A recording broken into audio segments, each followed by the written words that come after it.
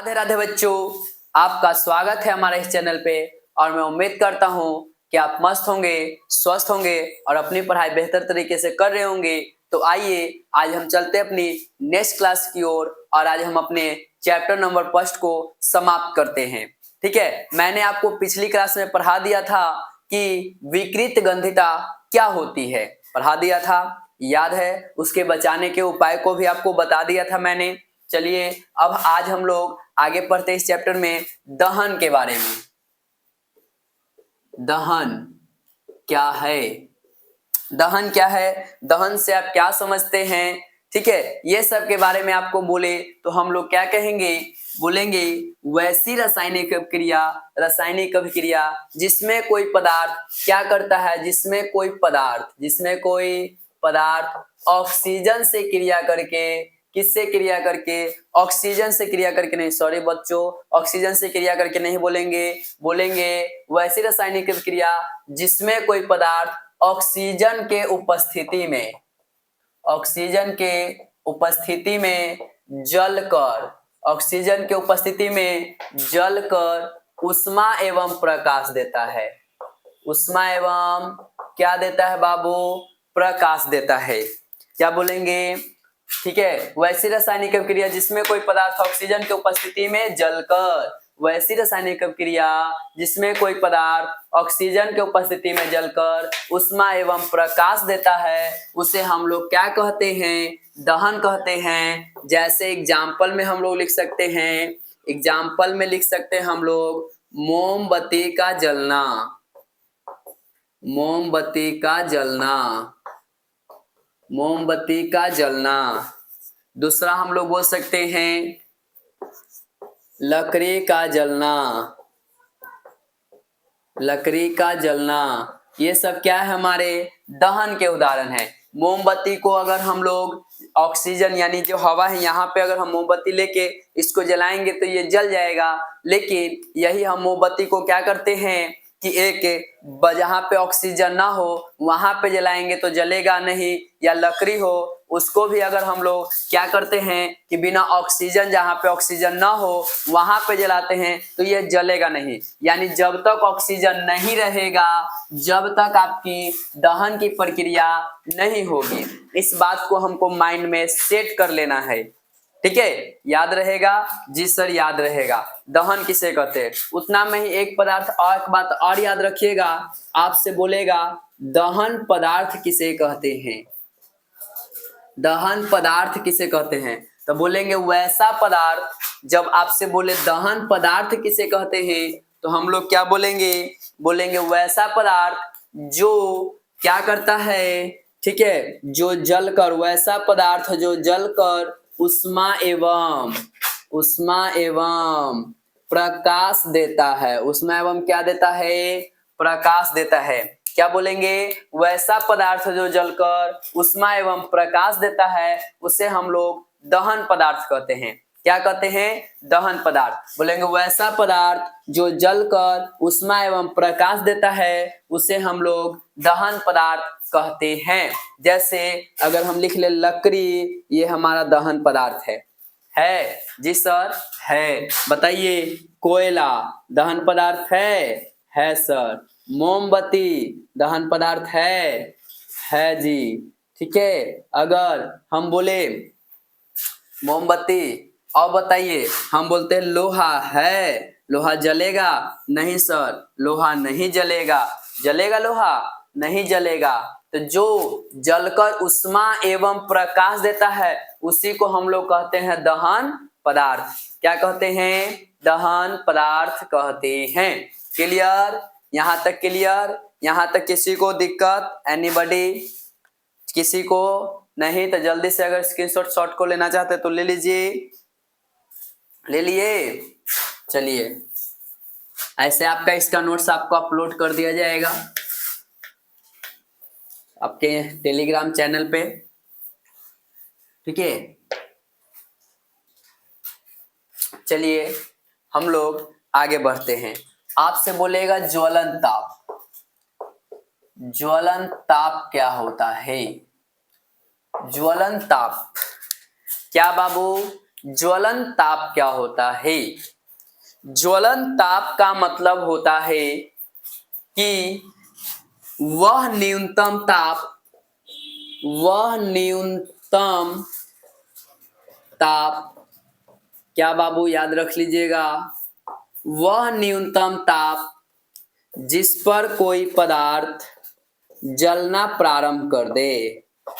जलना क्या कर दे? प्रारंभ कर दे। क्या बोलेंगे? वह न्यूनतम ताप, न्यूनतम ताप मतलब वह कम से कम ताप जहां पर पदार्थ जलना शुरू कर दे, स्टार्ट कर दे, ओकरे हम लोग कहते हैं ज्वलन ताप। क्या कहते हैं हम लोग? ज्वलन ताप। जैसे कोई पदार्थ है, अभी जल नहीं रहा है, जल नहीं रहा, जैसी बारे वो जैसी जितना सेकेंड में यानी जितना समय में वो जलना प्रारंभ किया उसी को कहते हैं ज्वलन ताप। ठीक है, तो ज्वलन ताप एक समय सीमा होता है सभी वस्तु का, कि जो लकड़ी है वो हल्का देर से जलेगा, लोहा है वो और ज्यादा देर से जलेगा। अगर हम लोग क्या करते हैं, गैस को जलाते हैं तुरंत जल जाता है, पेट्रोल को जलाते हैं और जल्दी जलता है, कोयला को जलाते हैं लेट से जलता है। ठीक है, तो सबका ज्वलन ताप अलग होता है, क्योंकि पेट्रोल का ज्वलन ताप अलग, इसलिए पेट्रोल जल्दी जल जाता है, लेकिन कोयला का ज्वलन ताप भी अलग होता है और लेट से जलता है। जलता है कि नहीं जलता है? तो ज्वलन ताप बाबू भिन्न भिन्न होता है। ज्वलन ताप क्या होता है? भिन्न भिन्न होता है। तो ऐप से एक क्वेश्चन पूछता है कि सबसे अधिक ज्वलन ताप किसका होता है और सबसे कम ज्वलन ताप किसका होता है? तो जब से सबसे कम ज्वलन ताप होता है वह आपका पेट्रोल का होता है। किसका होता है? पेट्रोल का। सबसे कम ज्वलन ताप होता है आपका पेट्रोल का। सबसे कम ज्वलन ताप पेट्रोल का। सबसे कम ज्वलन ताप किसका?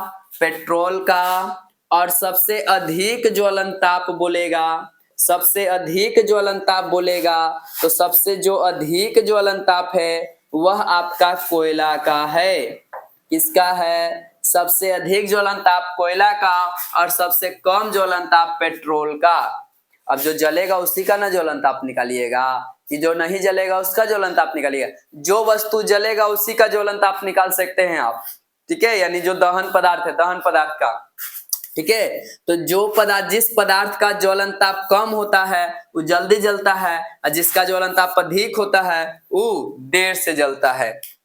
ये है हमारा ज्वलन ताप। ठीक है, तो ज्वलन ताप बोले कि क्या होते हैं, तो हम लोग बोलेंगे कि ज्वलन ताप जो होते हैं वह हम लोग क्या बोलेंगे कि ज्वलन ताप किसे कहते हैं पूछेगा तो बोलेंगे वह न्यूनतम ताप जिस पर कोई पदार्थ जलना प्रारंभ कर दे यानी शुरू कर दे तो उसे हम लोग ज्वलन ताप कहते हैं। ज्वलन ताप कहते हैं। याद रहेगा? याद रहेगा?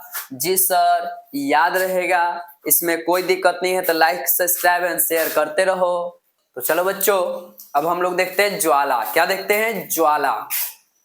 देखिए, यह जो ज्वाला है, ज्वाला होता क्या है तो बोलेंगे ज्वाला एक ऐसा क्षेत्र है जिसमें कोई गैसीय पदार्थ जलते हैं। क्या बोलेंगे कि ज्वाला एक ऐसा क्षेत्र है जिसमें कोई गैसीय पदार्थ जलते हैं। क्या बोलेंगे? बोलेगा ज्वाला क्या है तो बोलेंगे ज्वाला एक प्रकार का क्षेत्र है जिसमें कोई गैसीय पदार्थ जलते हैं। ठीक है, जैसे हम एक आपके लिए फिगर बनाए हैं मोमबत्ती का, इसमें हम लोग ज्वाला को समझेंगे। जैसे हम किसी भी चीज को जलाते हैं, जैसे हम आपको प्रैक्टिकल भी में भी थोड़ा सा दिखाने की कोशिश करेंगे। ठीक है, देखिए हम आपको प्रैक्टिकल के रूप में इस माचिस को जला के देखते हैं। ध्यान दीजिएगा, देखिएगा, जब इसमें आप लौ को देखिएगा तो जो सबसे नीचा जो लौ होगा वो काला नजर आता है, बीच में हल्का पीला और हल्का नीला। देखिए फिर से भाग के हम आपको दिखाते हैं। जो यहाँ इसमें आप देख रहे होंगे, इसमें आप देख रहे होंगे जो यह काला वाला भाग होता है ये गर्म नहीं होता है, जो पीला वाला भाग होता है वो हल्का कम गर्म होता है, और जो देखिए, ठीक है, और जो सबसे ऊपर जो आपको लौ दिख रहा है वो सबसे अधिक गर्म होता है। इसी चीज को हम समझेंगे इसमें। देखिएगा, जब मोमबत्ती को जलाइएगा तो आपको इसमें 3 मंडल दिखेंगे, 3 भाग दिखेंगे और तीनों भाग का अलग अलग नाम है। सबसे जो आपको काला वाला भाग दिखता है उसको हम लोग केंद्रीय मंडल बोलते हैं। ये जो काला वाला भाग दिख रहा है उसको हम लोग केंद्रीय मंडल बोलते हैं, या उसको हम लोग काला क्षेत्र भी कहते हैं। यह जो आपको खाली जो ग्रीन वाला दिख रहा है ये ग्रीन कलर का नहीं होता है, ठीक है। मेरे पास पीला मार्कर यूज नहीं है इसलिए हम उसका बता नहीं पा रहे हैं, लेकिन ये येलो कलर का होता है। यह जो बीच वाला खाली जो दिख रहा है ना ये पीला कलर का होता है। इसको हम लोग प्रकाशमान मंडल कहते हैं, इसको पीला क्षेत्र कहते हैं। और यह जो आपको ब्लू वाला दिख रहा है, ब्लू वाला, इसको प्रकाशहीन मंडल कहते हैं और इसको नीला क्षेत्र भी कहते हैं, ठीक है। यह जो प्रकाशहीन मंडल है यह सबसे गर्म होता है, सबसे क्या होता है, गर्म होता है। और यह प्रकाश मंडल जो है यह कम गर्म होता है, कम गर्म होता है। और यह सबसे कम गर्म होता है, सबसे कम गर्म होता है। यहाँ पर क्या होता है कि यह जो आपको दिख रहा है इसी में आपकी सारी बातों को बताया गया। ये कहता है ब्लैक वाला कि हम पूर्ण तरीका से गर्म नहीं रहेंगे, हम पूर्ण तरीका से गर्म नहीं रहते हैं, लेकिन ठीक है हम बस एकरा में बिचवा में इससे जला के एकरा में इससे अंगुलियों डाल दीजिएगा ना तो ये जलेगा नहीं, क्योंकि यह एकदम सबसे कम गर्म होता है। यहाँ पे इसे अंगुलियां डाल दीजिएगा ना तो जलेगा नहीं, क्योंकि यह कम गर्म होता है, ठीक है। लेकिन ऊपर ऐसे लेके जाइएगा ना तो जला देगा, क्योंकि वह अधिक गर्म होता है, ठीक है। आई बिचवा वाला है, सबसे अधिक बोलेगा तो क्या बोलेंगे, प्रकाशहीन मंडल गर्म होता है। और सबसे कम गर्म क्या होता है तो केंद्रीय मंडल। आई बिचवा वाला है, ये ज्यादा ना कम ना ज्यादा न कम, बिचवा वाला है, ठीक है। तो ये आपका मोमबत्ती का हम लोग दिखा दिए। देखिए इसमें एक बात और कहता है, यह जो नीला क्षेत्र होता है इसमें दहन की क्रिया नहीं होती है, दहन की क्रिया नहीं होती है, यानी इसमें जलने की क्रिया नीला क्षेत्र में नहीं होता है। नीला क्षेत्र ऊपर ज्वाला दिखता है लेकिन इसमें जलने की क्रिया नहीं होती है। अगर हम यहाँ जला रहे हैं, अगर मान लीजिए हम इसको जला रहे हैं तो बताइए एकरा में जो जल रहा है वो ऊपर ई वाला जो ऑरेंजवा दिख रहा है वो जले के काम कर रहा है कि नीचे वाला ब्लैकवा में दहन की क्रिया हो रहा है। दहन यानी जलने की क्रिया कौन कर रहा है, ये वाला। अगर यहाँ से नहीं जलेगा तो ऊपर वाला लौ दिखेगा नहीं। तो एक बात याद रखिएगा कि यह जो नीला क्षेत्र होता है यानी प्रकाशहीन मंडल होता है इसमें दहन की क्रिया नहीं होती है। किसमें दहन की क्रिया नहीं होती है, तो नीला क्षेत्र में दहन की क्रिया नहीं होती है, ठीक है। लेकिन अगर हम लोग काला क्षेत्र में देखें तो काला क्षेत्र में ठीक है दहन की क्रिया होती है, क्योंकि नीचे वाला भाग ही जलता है। तो दहन की क्रिया बोलेगा तब होगा काला क्षेत्र में, लेकिन सबसे कम गर्म होगा, ठीक है। और बोलेगा प्रकाशहीन मंडल यानी नीला क्षेत्र में दहन की क्रिया होती है तो बोलेंगे नीला क्षेत्र में दहन की क्रिया नहीं होती है। इसको आप लोगों को क्या रखना है, याद रखना है। याद रहेगा जी सर, याद रहेगा। तो आपको इसका स्क्रीनशॉट लेना है तो जल्दी ले लीजिए, अगर कोई दिक्कत है तो बोलिएगा। नहीं ना, नहीं सर कोई दिक्कत नहीं है, नहीं है तो चलिए आगे बढ़ें। चलिए आगे बढ़ने से क्या, इसी में हम आप लोगों को पढ़ा देते हैं। आपसे बोलेगा क्वेश्चन कि मैग्नीशियम फीता को क्या बोलेगा, मैग्नीशियम